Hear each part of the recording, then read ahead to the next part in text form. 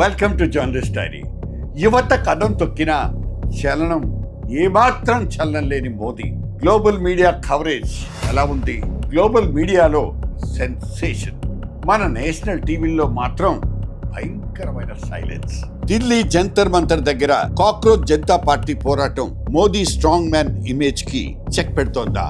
Neat leaks, నిరుద్యోగం మీద Gen Z చేస్తున్న ఈ వారసులు ఎట్టుపోతోంది. చలో సంసద్ పేరుతో విద్యార్థులు పార్లమెంట్ ముట్టడికి వెళ్తుంటే ప్రత్యేక పోలీసు బలగాలు ఎంతటి దారుణంగా అణచివేయాలనుకున్నాయో కళ్ళారా చూశాం. పోలీసుల లాఠీ దెబ్బలు, బాష్పవాయు ప్రయోగాలు, రాళ్ల దాడులు, అమ్మాయిల మీద పడి అమానుష్యంగా ప్రవర్తించడం, ఈ దృశ్యాలు కన్నీళ్లు తెప్పించేవిగా ఉన్నాయి. పేపర్ లీక్ వ్యవహారంతో సుమారు 25 లక్షల మంది నీట్ యూజీ విద్యార్థుల భవిష్యత్తు ప్రశ్నార్థకమైంది. అందుకు బాధ్యత వహించాల్సింది ఖచ్చితంగా కేంద్ర విద్యాశాఖ మంత్రి ధర్మేంద్ర ప్రధాన్. దాదాపు 3 వారాలుగా సోనం వాంగ్చుక్ పార్లమెంట్ కు కూతవేటు దూరంలోనే నిరాహార దీక్ష చేస్తున్న కేంద్ర ప్రభుత్వంలో ఏం మాత్రం చల్లలేదు.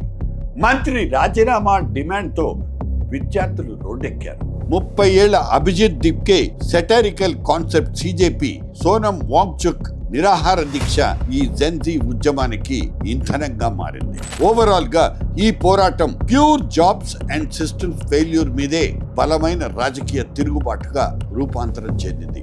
ఇక విద్యార్థుల మీద పోలీసులు ప్రదర్శించిన దాష్టికం గురించి ప్రజాస్వామ్యవాదులంతా స్పందిస్తున్నారు. కానీ ఆ వార్తల కవరేజ్ మాత్రం గోధీ మీడియా అనబడే ఈ నేషనల్ మీడియాలో చాలా పొదుపుగా కనిపించడం విడ్డూరం. అంతేకాదు, డొమెస్టిక్ మీడియా పనిగట్టుకొని విద్యార్థుల ఉద్యమాన్ని శంకించడం మొదలుపెట్టింది. వీరి వెనుక విదేశీ శక్తులున్నాయంటూ ఒక ఛానల్, బయట నుంచి నిధులు వస్తున్నాయంటూ మరో పేపర్, కమ్యూనిస్ట్ మైండ్ సెట్ అంటూ మరొక మీడియా సంస్థ, ఇలా బురద జల్లుడు ఎక్కువైంది. ఇక గ్లోబల్ మీడియా మాత్రం నరేంద్ర మోదీ సర్కార్ వైఖరిని ఉతికి పారేసింది. గ్లోబల్ మీడియా సంస్థలు ఢిల్లీ పోలీసులు జరిపిన లాఠీ చార్జీల్ని ఎండగడుతుంటే మన జాతీయ టీవీ ఛానళ్లు మాత్రం సైలెంట్ గా ఉండిపోవడం పెద్ద వివాదంగా మారింది.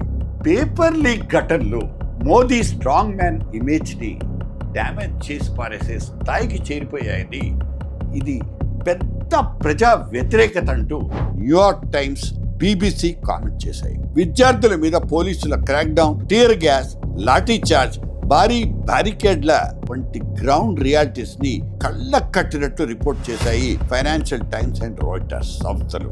ఇది కేవలం ఎగ్జామ్స్ రచ్చ కాదు, ఇండియాలో నిరుద్యోగంతో రగులుతున్న యువత అసలైన ఫ్రస్ట్రేషన్ అని విశ్లేషించాయి South China Morning Post, Dhaka Tribune పత్రికలు. ఇది కేవలం పేపర్ లీక్ సమస్య కాదు, పెరిగిపోతున్న నిరుద్యోగ సమస్య, అంతకు మించి రగిలిపోతున్న యువత ఆక్రోశం. అందుకే స్టూడెంట్స్ కి పబ్లిక్ సపోర్ట్ పెరుగుతోంది. పొలిటికల్ పార్టీలు మాత్రం బ్లేమ్ గేమ్ ఆడేసుకుంటున్నాయి. ఆమ్నెస్టీ ఇంటర్నేషనల్ లాంటి హ్యూమన్ రైట్స్ సంస్థలు ఢిల్లీ పోలీసుల తీరును తీవ్రంగా ఖండించాయి.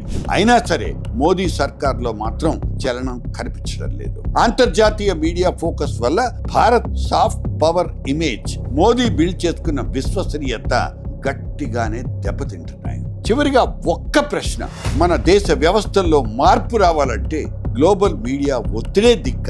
లోకల్ మీడియా సంస్థలు మంచిని మంచిగా, చెడును చెడుగా చూపించలేవా? మోదీ సర్కార్ ఒక్కటి మాత్రం గుర్తు చేసుకోవాలి, నేపాల్, శ్రీలంక, బంగ్లాదేశ్ యువతరం కథం తొక్కితే ఏం జరిగిద్దో వర్తమాన రాజకీయ పరిణామాలే చెప్తాయి. యువత ఉరిమితే ఏ ప్రభుత్వమైనా దిగి రావాల్సిందే. Voice of the youth is the ultimate force.